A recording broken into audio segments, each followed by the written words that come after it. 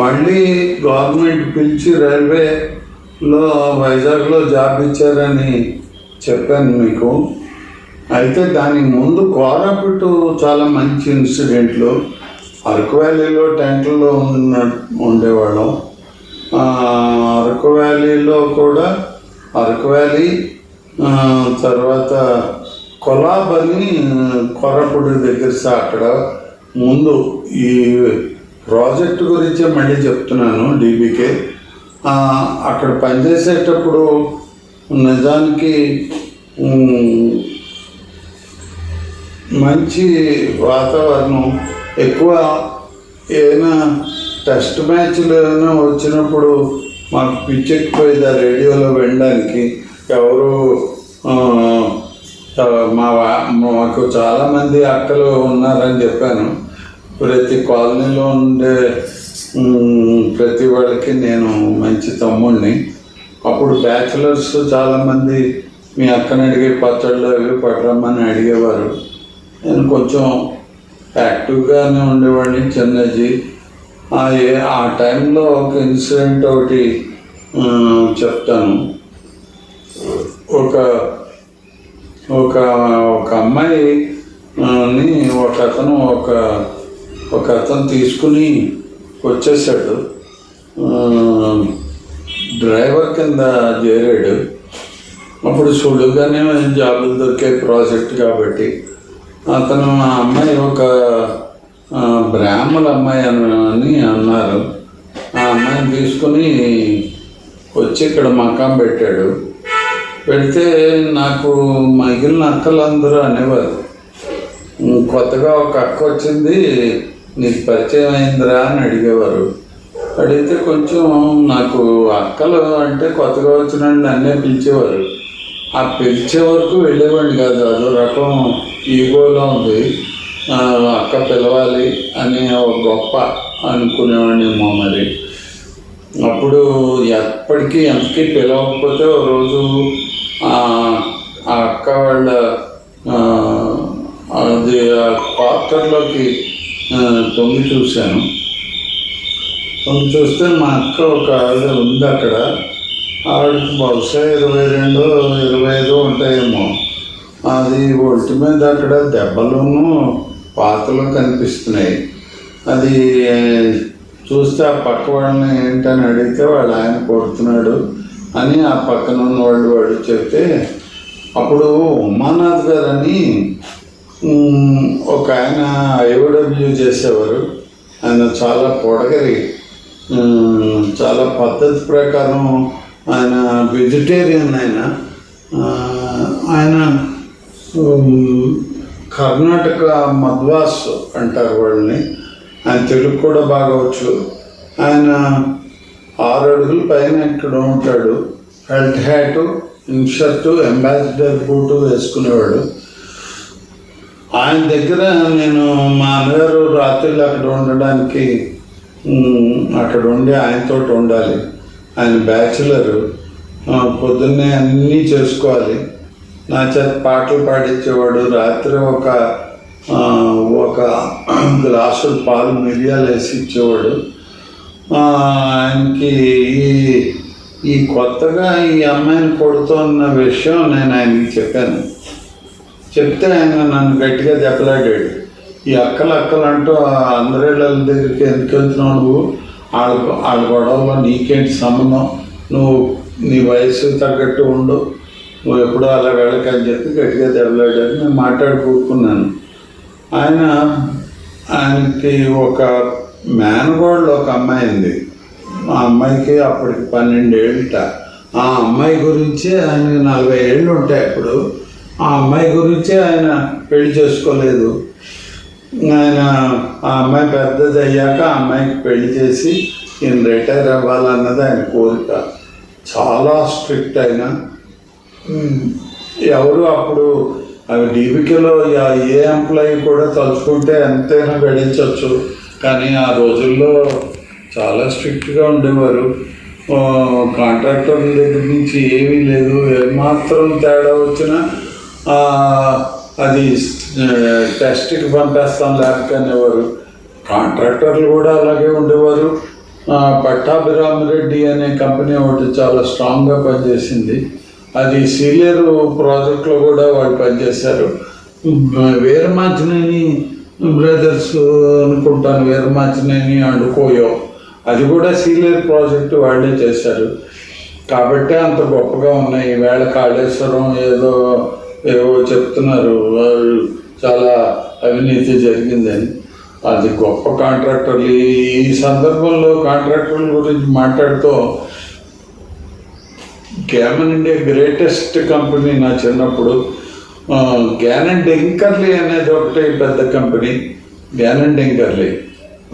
తర్వాత ఇంకోటి steel creed ఒకటి ఉండేది.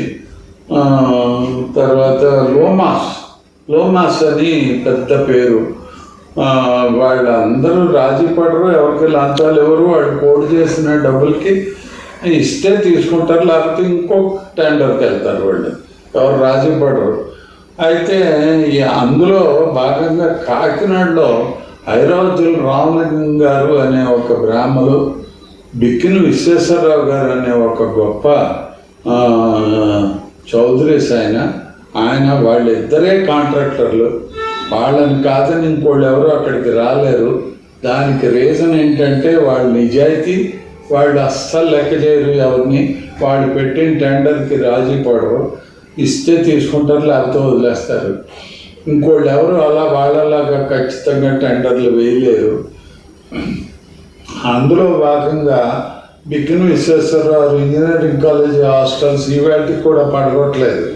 ఇవి నేను రఫ్గా 60 టైంలో కట్టారు వాళ్ళు, 1960. అలాగే మేము ఆ రోజుల్లో వాళ్ళ పిల్లలు మేము కలిసి వాళ్ళ పన్నెండుతోటి ఆ ఏరియాకి వెళ్ళడం అంటేనే చాలా దూరం. తర్వాత ఏవేవో పైపులు, మోటార్లు ఏవేవో ఉండేవి. మేము ఉత్తునే వెళ్ళి భయపడి మళ్ళీ వెనక్కి వచ్చేసేవాళ్ళం. అందులో బిక్కిన విశ్వేశ్వరరావు గారు అబ్బాయి మోహన్ ఒకడు, తర్వాత ఇంకోడు ఉన్నాడు, వాడు ప్రభాకర్ ఒకడు, ఎక్కడున్నాడో తెలీదు. విశ్వేశ్వరరావు గారు ఐరావతుల రామలింగం గారు పెద్ద కొడుకు సుబ్బారావు, రెండోవాడు పాండు, మూడోవాడు గోపాలకృష్ణ, నాలుగోవాడు హరి. వాళ్ళు కూడా ఎవరెక్కడున్నారో తెలీదు. వాళ్ళందరూ చాలా ఖచ్చితంగా ఉండేవారు. వాళ్ళు అప్పటికి ఆ ఏరియాలో వాళ్ళు పెద్ద కాంట్రాక్టర్లు. ఇప్పుడు పాత పారాక్లినికల్ ల్యాబ్ అంటే హాస్పిటల్ మధ్యలో క్యాంటీన్ పక్కన కట్టింది పారాక్లినికల్. అది ఐరావతుల రామలింగం గారు కట్టారు. Medical college hostels, women's hostels కూడా ఐరావతుల రామలింగం గారు కట్టారు. వాళ్ళు ఇంట్లో లేబర్ తెగ పని చేసేవారు, వుడెన్ వర్క్ అవ్వచ్చు, అలా చాలా గొప్పగా ఉండేది. అందుకని అక్కడ కోరాపుట్ విషయానికి వస్తే అలాగా మా ఆఖరి అక్క నాకు దక్కలేదు. తర్వాత నేను వైజాగ్ వచ్చాను. తీసేశాక వైజాగ్లో రీఅపాయింట్మెంట్ జరిగాక నేను పనిచేశాను. అప్పుడే రష్యన్స్ ఇండియాలో ఉండే నేవల్ వాళ్ళకి ఈ